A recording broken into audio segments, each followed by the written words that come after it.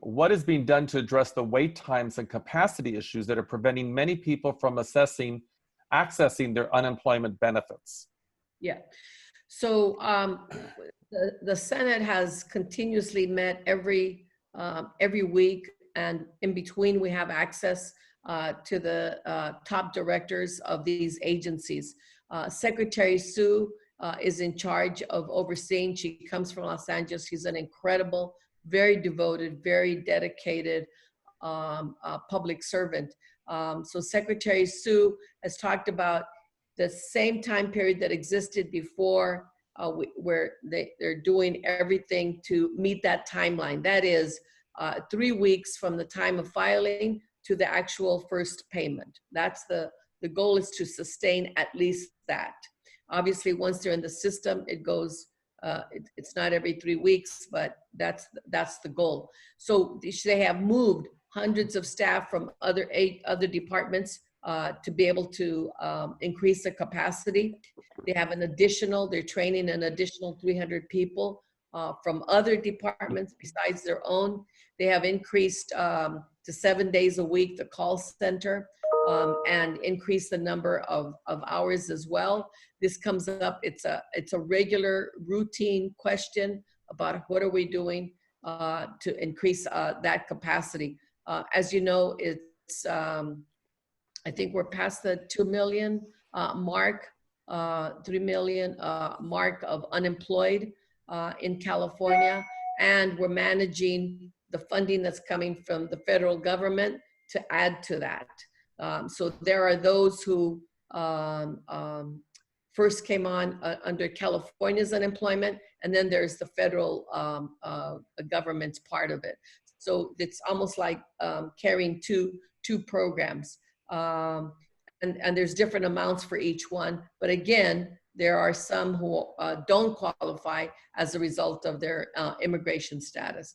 So with what we're doing in our office, and if you don't live in our district, that's okay, call, but every legislator, is we have liaisons from the EDD who work specifically with us, and we give them the names of people who call in to say, this is my problem, or this is what's going on, and they try to get us to get to the deeper problem. If it's a matter of you're already in the system, then that's different from having very specific problems, and we get to the bottom of that through our office. We have several people in our office working on those on a daily basis for those cases.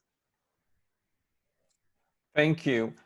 And then the second question that we're concerned about is, do you think it would be a good idea for California to use part of its CARES Act allocation to expand unemployment benefits to the undocumented?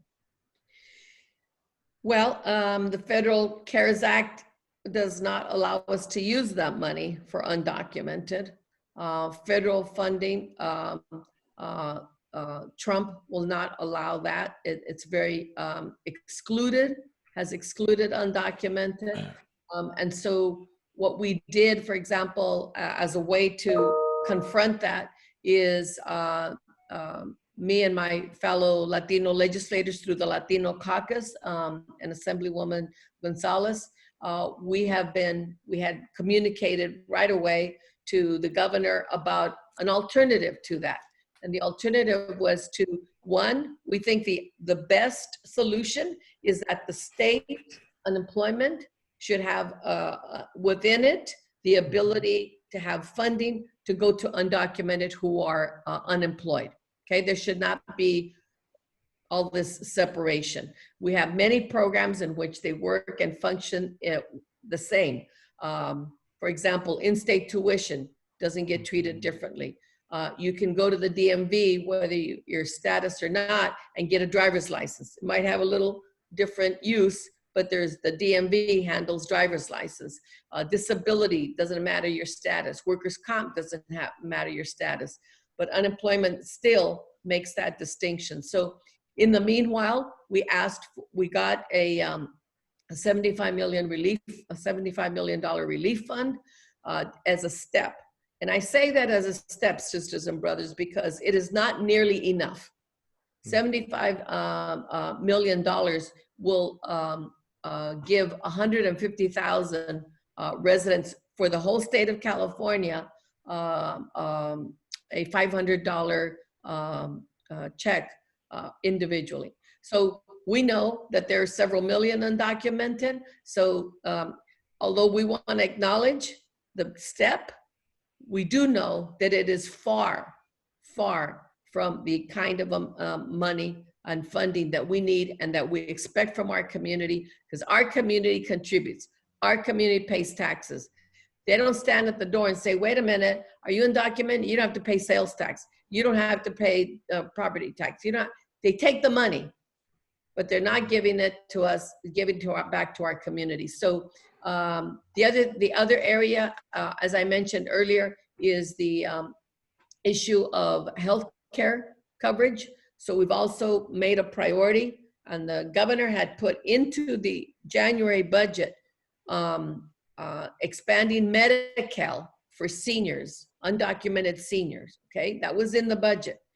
Now in May, when he comes back with the May revised budget, we expect, and I would really urge all of us to communicate as much as possible to the governor that we don't want undocumented seniors to get pulled out of the budget. We want them to remain in the budget. And then the third thing is, when we do our income taxes, there's an earned income tax credit, which you can get money back for the family. We want that fund to be available to people who apply with an ITIN number, and that you not be excluded. So most undocumented file their income taxes through an ITIN number. That should be acceptable to be able to get this earned income tax credit. So those are three ways in which we expect some infusion of resources to our community. Thank you so much, Senator. Are there any other questions on the chat that we can ask? There's a question about 5G. Verizon wants to build a 12-foot antenna tower next to our gardens. Maybe what we could do with that is we'll jot that question down and work with Veronica on that. Are there any other questions for the senator? I do want to read. Adriana? From your point of view, Senator, what can we do as nonprofits to support our communities who are experiencing long wait times and difficulties to access benefits? And this is a question from our partner, Emmanuel, from Casa 0101. Well, what we can do is also figure out these liaisons that maybe the questions could be channeled through liaisons, just as our offices do. So Veronica, we should look into that, of how to do that. Depending on how many, we could certainly take, Bien, podemos tomar and push them through ourselves to get answers. Some of them are more complicated, some of them are easier, some of them it's the matter that they haven't gotten a response back. Some it's just obviously the anxiety of not getting, the first check. So they're all over, as you may know, there are a lot of different levels of these cases and calls.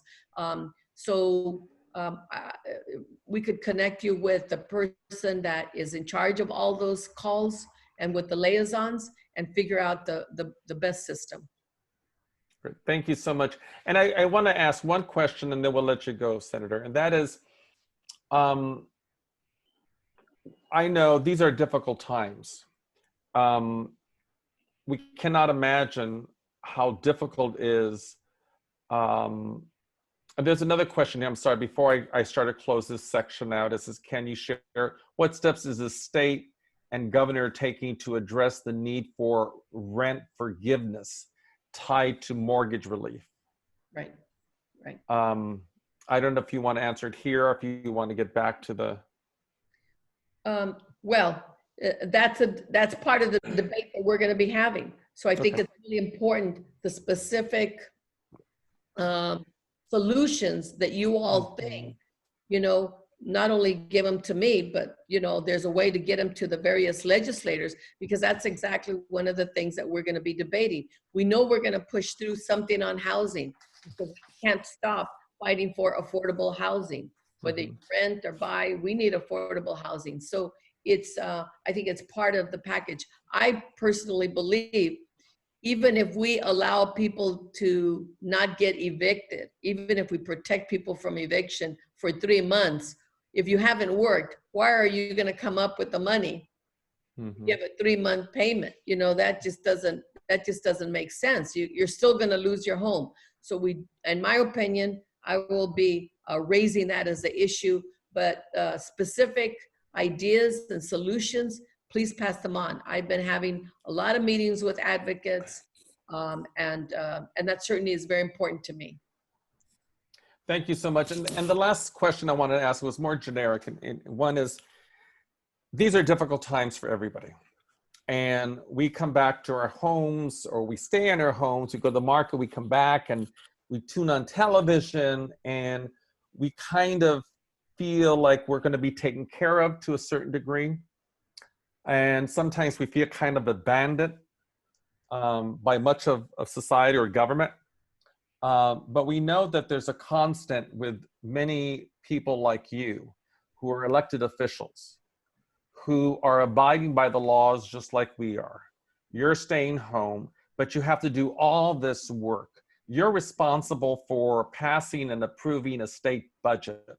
You're responsible for working with the governor. You're responsible for addressing this huge issue, this pandemic.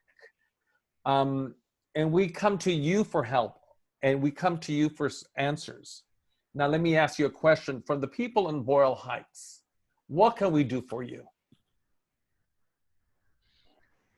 Well, first of all, this town hall does a lot for me, because I know then, as what I've always known and lived in my life, is that it's not about me raising my hand and raising my voice. It's doing it together as part of a movement. And so when you do these town halls, Richard, that connects me with you, connects me with all my other sisters and brothers about what can we do? We're ready to do this. We're mobilizing here. We'll communicate with the governor. We'll do that. That is very important to me. It gives me, you know, not just the strength, but okay, I know that we can get through this. If we didn't have even these minimal ways of communicating, you know, how could I go and fight for this and fight for that, not knowing who's doing something?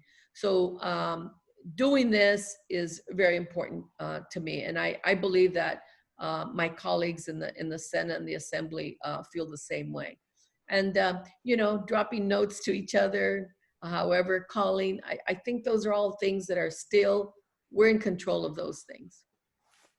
So with that, I just want to thank you, and I want to thank Veronica and your entire staff that are doing so much work. We're not doing it 9 to 5 anymore. It seems like 9 to 9. So on behalf of all of us, I just want to say thank you, Senator Durazo. Thank you. God bless. Everybody have a good evening. Thank you. Take care. We'll be in touch.